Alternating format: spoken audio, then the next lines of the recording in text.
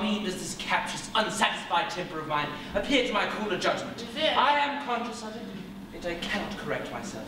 What tender, honest joy sparkled in her eyes when we met. How delicate was the warmth of her expression. I was ashamed to appear less happy, though I'd come resolved to wear a face of coolness and upbraiding. Sir Anthony's presence prevented my proposed expostulations. Although I should be satisfied that she's not been so very happy in my absence. She is coming. Yes! Oui! I know the nimbleness of her tread, but she knows her impatient Falkland counts the moments of her stay.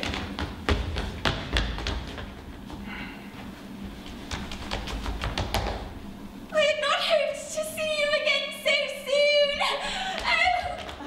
Oh. Could I, Julia, be contented with my first welcome, restrained as we were by the presence of a third person? Oh, Falkland, when your kindness makes me thus happy, let me not think that I've discovered something of coldness in your first salutation. 'Twas but your fancy, Julia. I was rejoiced to see you in such health. Sure I had no cause for coldness. Nay, then I see you have taken something ill. You must not conceal from me what it is.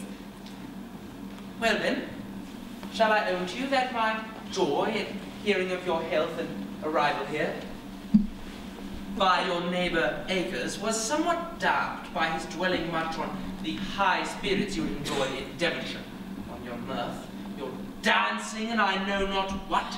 For such is my temper, Julia, that I should regard every mirthful moment in your absence as a treason to constancy.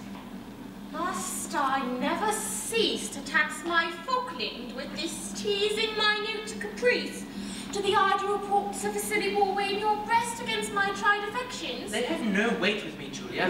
I am happy that you have been so. Yet say that you did not sing with mirth. Say that you thought of Falkland in the dance.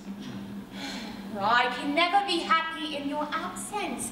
If I wear a countenance of content, it were to show that my mind holds no doubt of my Falkland's truth.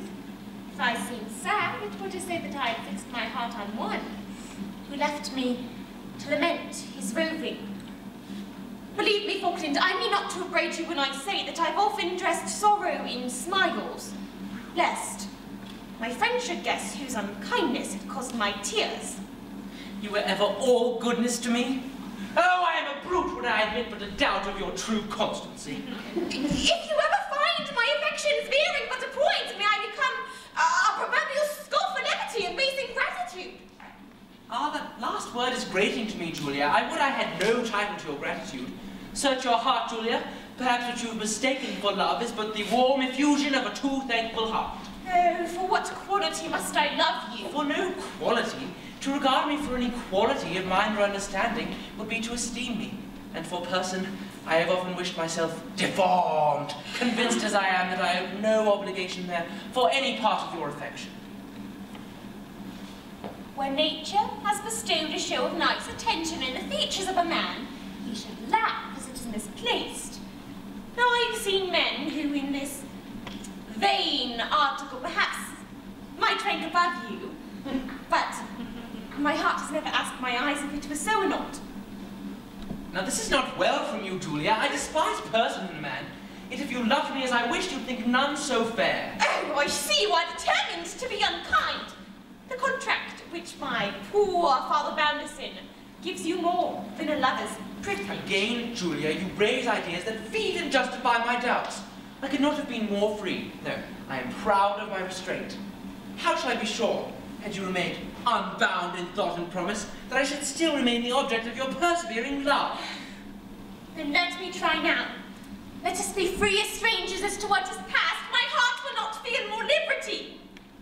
There now! So hasty, Julia, so anxious to be free. If your love for me were fixed and ardent, you would not lose your hold, even though I wished it. Tell you, torture me to the heart, I cannot bear it. I do not mean to distress you.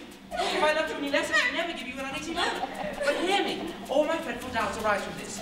Women should never weigh the motives of their affections. When love receives such countenance from prudence, nice minds will be suspicious of its birth. I know not whither your insinuations would tend, but as they seem pressing to insult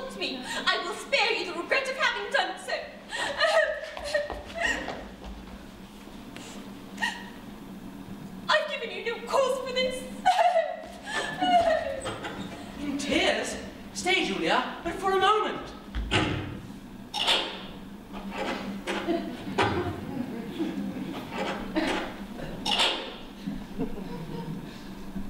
The door is fastened. My soul, Julia, stay but for a moment. I hear her sobbing. Stay!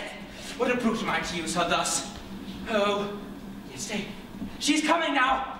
Women have no resolution in anything. How few soft words can turn them. No? Faith, she's not coming either. Yet say she's coming now. No steadiness in anything. Her going away must have been a mere trick. She shan't see that I was hurt by it. I'll affect indifference.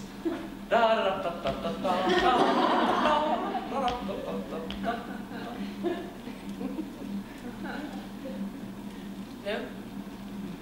Zounds, she's not coming. No, I don't intend it, I suppose. This is not steadiness, but obstinacy. Yet I deserve it. What, after so long an absence, to quarrel with her tenderness? 'Twas barbarous and unmanly. I should be ashamed to see her now. I shall wait until her just resentment is abated.